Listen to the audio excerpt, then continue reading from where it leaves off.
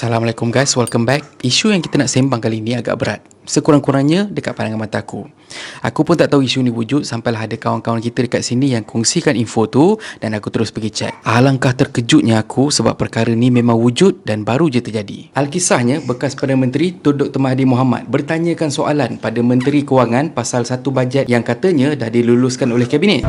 Tetapi sekarang ni saya dapati bahawa ada satu item yang tak disebut dalam bajet. Tetapi sekarang ini bajet ini berkenaan dengan hadiah kepada yang berhormat bekas Perdana Menteri Tun Datuk Seri Najib Tun Razak. Dianya akan dihadiah dengan harta dan rumah bernilai 100 juta ringgit.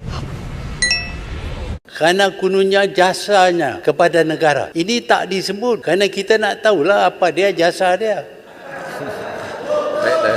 Info dari Tun Dr. Mahathir ni mengejutkan ramai pihak yang mana menurut Menteri Kewangan Tengku Datuk Seri Zafrul, permohonan Najib Razak untuk hadiah bernilai 100 juta ringgit tersebut dah pun dibuat selepas pembentangan bajet 2022. Jadinya ianya tak termasuk dalam senarai pembentangan bajet berkenaan. Menteri Kewangan tersebut turut mengesahkan yang perkara ni dah pun dibincangkan oleh Jemaah Menteri dan hanya menunggu keputusan untuk dimuktamadkan. Untuk info, hadiah 100 juta ringgit tersebut dipecahkan kepada dua, iaitu 60 juta untuk pembelian tanah dan 40 juta ialah untuk kos pembinaan kediaman bekas Perdana Menteri tersebut. Untuk isu ni, aku setuju dengan statement Ahli Parlimen MUA, Syed Saddiq.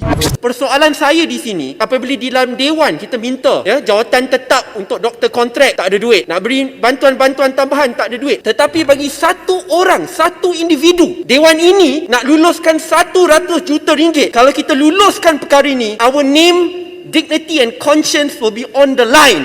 Dan ini adalah antara komen netizen pasal isu ni. Orang biasa kena dakwa, pencen tak dapat, Najib merompak berbilion-bilion ringgit, kerajaan nak bagi lagi sampai 100 juta ringgit. Ini corruption. Inilah dunia akhir zaman. Pencuri dapat hadiah belum pernah terjadi di seluruh dunia. Duit tu sepatutnya menolong rakyat termiskin di seluruh negara, bukan untuk pesalah, perasuah, penyeleweng, pencuri. Inilah rekod tertinggi di dunia seorang perasuah dapat bonus besar. Ingat, banker dijadikan Menteri Kewangan pandai jaga kewangan dan ekonomi, tapi lebih pandai bazirkan wang rakyat untuk golongan kayangan. Hutang tinggi, pelabur asing lari, tak apa. Boleh minta dari syarikat-syarikat dengan mengenakan cukai 33%. Lepas tu bagi sikit wang bantuan kepada rakyat, rakyat patut bersyukur.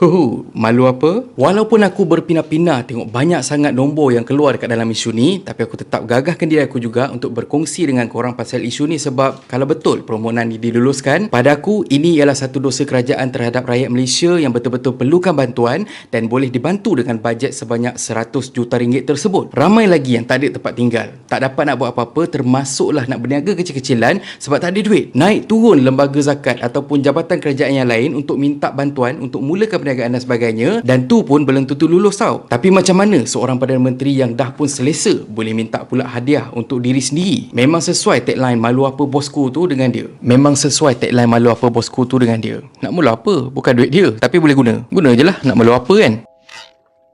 Buat masa ni, aku cuma harapkan Najib terkeliru masa hantar permohonan ni. Mungkin dia sebenarnya minta kerajaan keluarkan bajet KWSP RM10,000 untuk semua pencarum, tapi sebab kerani dia salah dengar dan juga salah letak titik perpuluhan dekat jumlah bajet, makanya tiba-tiba dia pula yang dapat hadiah rumah. Apapun, inilah politik yang sebahagian dari kita banggakan, yang sebahagian dari kita taksubkan. Beratus ribu rakyat Malaysia yang tengah susah sekarang ni sebab hilang punca pendapatan ataupun pendapatan dorang kena potong sampaikan paras hidung. Ahli politik pula tengah sibuk duk kaut segala harta kerajaan yang ada dan sedia untuk bawa lari balik ke rumah masing-masing. Benda macam ni tak akan pernah berhenti sebab sentiasa akan ada penjilat yang akan pastikan ahli politik kesayangan dorang, tak kira mana-mana parti politik pun, untuk kekal relevan dekat Dewan Rakyat walaupun nak tulis nama sendiri pun dah terketar-ketar sebabnya tulang dah reput. Kalaulah betul hadiah untuk Najib sebanyak 100 juta ringgit tu diluluskan, aku dah tak tahu dah nak kata apa. Terang-terang kita semua dibodohkan. Kita sedar yang kita ni sekarang ni dibodohkan, tapi kita hanya mampu tengok sambil makan ubi kayu. Kalau betul lah kau nanya kami Tok Najib, dekat dunia kami mungkin tak boleh nak buat apa-apa, tapi dekat akhirat nanti kau berjawablah dengan Tuhan kami, kenapa tak bantu rakyat-rakyat dekat Malaysia yang tengah terseksa cari rezeki dan kau makan sesuka hati. Dan akhir kata pepantun,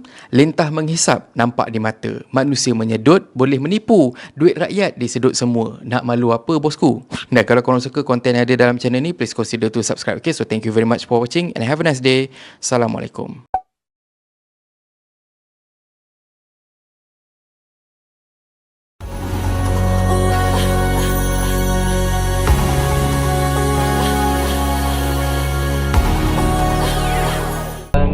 hatiku yang hancur luka, biarlah